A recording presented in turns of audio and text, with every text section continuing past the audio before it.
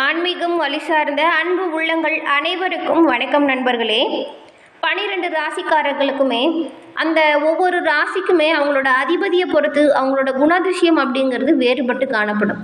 அந்த வகையில் இந்த மகர ராசி அன்பர்கள் அப்படின்னா சனி பகவானை ராசி அதிபதியாக கொண்டவங்க நீங்கள். மகர ராசியில் உத்திரம், திருவோணம், அவிட்டம் இந்த 3 நட்சத்திரக்காரர்களுமே இருக்காங்க. இந்த சனி பகவானை ராசி அதிபதியாக கொண்ட நீங்கள் உங்களோட வாழ்க்கையில் வரக்கூடிய பிரச்சனைகளிலிருந்து விடுபட என்ன பண்ணணும், சாதகமாக அமையக்கூடிய பலனை எப்படி கைப்பற்ற முடியும், இது பற்றின முழுமையான தகவலையுமே உங்களுக்காக இந்த பதிவில் நாங்கள் சொல்லியிருக்கோம். இந்த பதிவு நீங்கள் பயன்பெறும் வகையில் அமையும், அதனால் ஸ்கிப் பண்ணாமல் முழுமையாக பாருங்கள். நீங்கள் இப்போ தான் ஃபஸ்ட் டைம் நம்மளோட சேனலை பார்க்குறவங்களா இருந்தால் மறக்காமல் சப்ஸ்கிரைப் பண்ணி வச்சுக்கோங்க. மகரம் ராசி அப்படின்னு சொன்னாலே இவங்களுக்கு இருக்கக்கூடிய மிகப்பெரிய பலவீனம் அப்படிங்கிறது என்ன அப்படின்னு பார்த்தா ரெண்டுமே ஒரே விஷயந்தாங்க. பலமும் பலவீனமும் உங்களுக்கு இருக்கக்கூடிய பிடிவாதம் தாங்க. எதையுமே முடிக்கணும் அப்படின்னு முடிவு செஞ்சுட்டாங்கன்னா எந்தவித சமரசமுமே செய்யாமல் வெற்றி கிடைக்கிற வரைக்குமே போராடி அந்த காரியத்தை முடிக்கக்கூடியவங்களா இருப்பீங்க. உங்ககிட்ட தன்முனைப்பு அப்படிங்கிறது அதிகமாக இருக்கும். தான் மட்டும் நல்லா இருந்தால் போதாது, தன்னை சுற்றி இருக்கிற அனைவருமே நல்லா இருக்கணும் அப்படிங்கிறதுக்காகவே செயல்படக்கூடிய ஒரு நல்ல உள்ளம் கொண்டவங்க நீங்கள். உங்களோட உதவிக்கு தகுதியானவங்க யார் அப்படிங்கிறத மட்டும் சரியாக தேர்வு செஞ்சு உதவி செஞ்சிங்கன்னா உங்களோட வாழ்க்கையில் ரொம்பவும் நல்ல பலனை பெற முடியும். ஏன்னா யார் எந்த உதவி கேட்டாலுமே தயங்காமல் செய்யக்கூடியவங்களாக இருப்பீங்க நீங்கள்.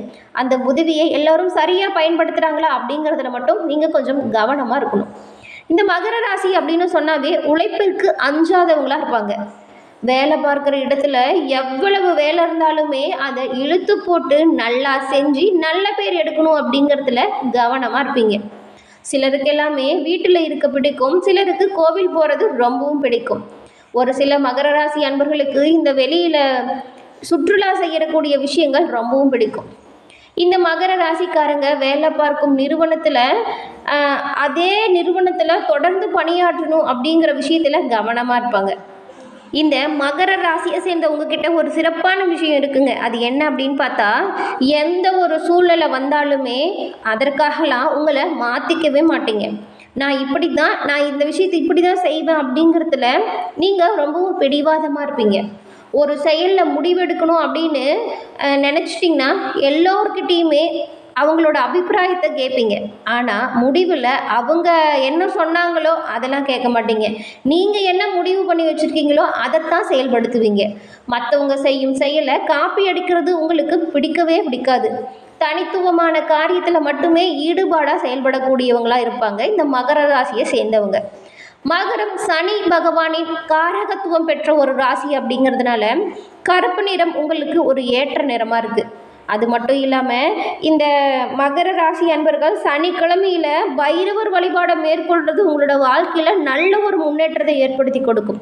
வரக்கூடிய பிரச்சனைகளாக இருந்தாலும் சரி, காரிய தடைகளாக இருந்தாலும் சரி, அது எல்லாமே விலகுவதற்கு பைரவர் உங்களுக்கு உறுதுணையாக இருப்பார்.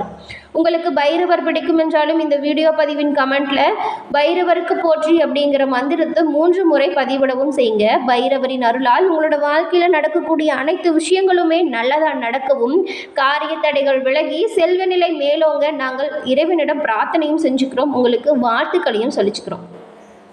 கருப்பு நிறம் உங்களுக்கு ஏற்ற நிறம். நிறைய புகழ்பெற்ற நீதிபதிகள், வக்கீல் இவங்கெல்லாம் கேட்டு பாருங்க, பெரும்பாலும் மகர ராசியை சேர்ந்தவங்களா இருப்பாங்க. இவ்வளவு தனித்துவமான சிறப்பான குணம் படைத்த மகர ராசி அன்பர்களுக்கு இந்த மாதம் அப்படிங்கிறது உங்களுக்கு இப்போ இந்த வருடம் பிறந்து முதல் மாதம் முடிந்து பிப்ரவரி மாதம் தொடங்க இன்னும் ஒரு சில நாட்கள் தான் இருக்குது. அந்த வகையில் மகர ராசியில் பிறந்தவங்களுக்கு இந்த மாதம் எப்படி இருக்கும் அப்படின்னு பார்த்தா நிறைய விஷயத்தில் சாதகமான பலனை நீங்கள் பெற போகிறீங்க. எப்படின்னு பார்த்தா 10ஆம் வீட்டின் அதிபதியாக இருக்கக்கூடிய சுக்கிர பகவான் இந்த மாதம் முழுவதுமே உங்களுக்கு ராகு பகவானோட 3ஆவது வீட்டில் இருக்காங்க. இதன் மூலம் உங்களோட வேலை துறையில் ஒரு நல்ல ஒரு முன்னேற்றத்தை காண போகிறீங்க. வேலை விஷயத்தில் சின்ன சின்ன விருந்துகள் போன்றவற்றையுமே நடக்கும். நீங்கள் உங்கள் கூட பணிபுரிகிறாங்க இல்லையா, அவங்க கூட நேரத்தை செலவிடக்கூடிய வாய்ப்பு இருக்குது. அவங்களுக்கும் உங்களுக்கும் இருக்கக்கூடிய உறவுகள் இனிமையானதாக மாறும். இது வரைக்கும் ஏதாவது ப்ராப்ளம் அவங்க கூட ஏற்பட்டிருந்தால் கூட அது எல்லாமே சரி விடு, இனிமேல் நடக்காமல் பார்த்துக்கலாம் அப்படிங்கிற மாதிரியான ஒரு புரிதல் ஏற்படும். 5ஆம் வீட்டின் அதிபதியான சுக்கிர பகவான் இந்த மாதம் முழுவதுமே அதன் உச்சமான ராசியில் 3ஆம் வீட்டில் நீடிக்க போகிறார். இதன் மூலம் உங்களோட கல்விக்கான அனைத்து முயற்சிகளுமே சிறப்பான பலனை உங்களுக்கு உண்டாக்கி கொடுக்கும். உங்களோட முயற்சியை அதிகப்படுத்துங்க. ஏன்னா இந்த மாதம் உங்களோட வாழ்க்கையில் நல்ல முன்னேற்றங்கள் ஏற்படும் வாய்ப்பு இருக்கிறதுனால தேர்வு விஷயங்கள்லையுமே உங்களுக்கு சாதகமான முடிவு கிடைக்கும். இது தவிர குரு பகவான் இந்த மாதம் முழுவதுமே 5ஆம் வீட்டில் அமர்ந்திருக்கார். இதன் காரணமாக நீங்கள் கல்வியில் சிறப்பாக செயல்பட வாய்ப்பு அமையும். 4ஆம் வீட்டின் அதிபதியாக செவ்வாய் பகவான் 6ஆம் வீட்டில் அமர்ந்திருக்கும் பொழுது அவ்வப்போது சின்ன சின்ன பிரச்சனைகள் வரக்கூடுங்கிறதுனால உங்களோட வார்த்தைகளில் கவனமாக இருங்க.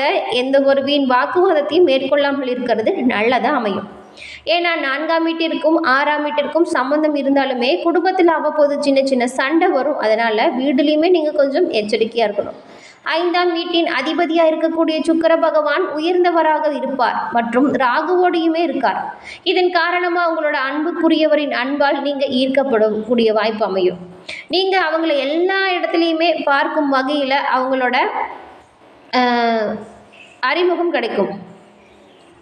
உங்களோட ராசியில் 7வது வீட்டை முழுவதுமாக பார்க்கக்கூடிய புதனும் சூரியனும் இந்த மாத தொடக்கத்தில் இருக்காங்க. இதன் மூலம் உங்களோட திருமண வாழ்க்கையில் தீவிரம் தரும் மற்றும் பரஸ்பர உறவு மேம்படும் யோகம் இருக்குது. இனிமையாக இருங்க மற்றும் உங்களோட மனைவியோட இருந்த சண்டை சச்சரவுகள் முடிந்து ஒரு அந்யோன்யம் அதிகரிக்கும். 6ஆம் வீட்டில் அமர்ந்திருக்கும் செவ்வாய் 7ஆம் பார்வை உங்களோட 12ஆம் வீட்டில் இருக்கும் பொழுது செலவுகள் எல்லாமே ஒரு கட்டுக்குள்ளே வந்துடும். இது வரைக்கும் நிறைய சம்பாரித்தோம், அந்த பணம் கையில் நிற்கலை அப்படின்னு வருத்தப்பட்டிருப்பீங்க. நிறைய தேவையில்லாத செலவுகளே உங்களோட வாழ்க்கையில் இப்போ நீங்கள் பார்த்துருப்பீங்க.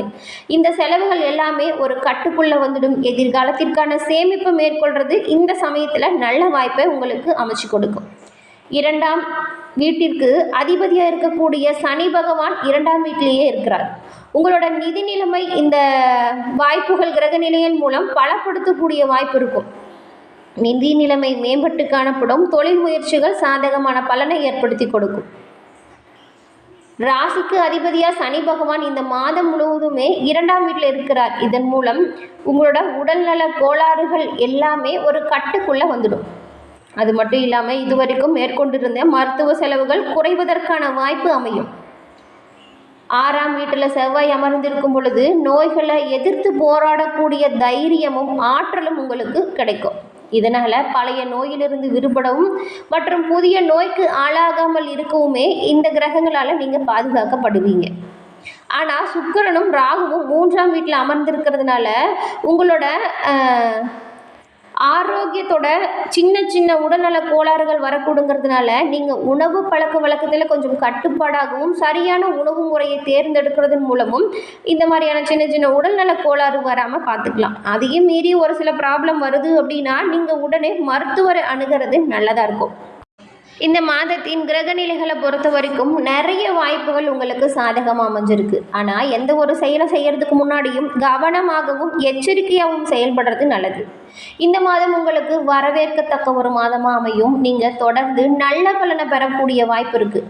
உங்களோட தொழில் சார்ந்த முயற்சிகள் வெற்றி பெறும் லாபத்தை உண்டாக்கி கொடுக்கும். பணியில் இருக்கிறவங்களா இருந்தால் தங்களோட நிர்வாகத்தின் ஆதரவை பெற போகிறீங்க.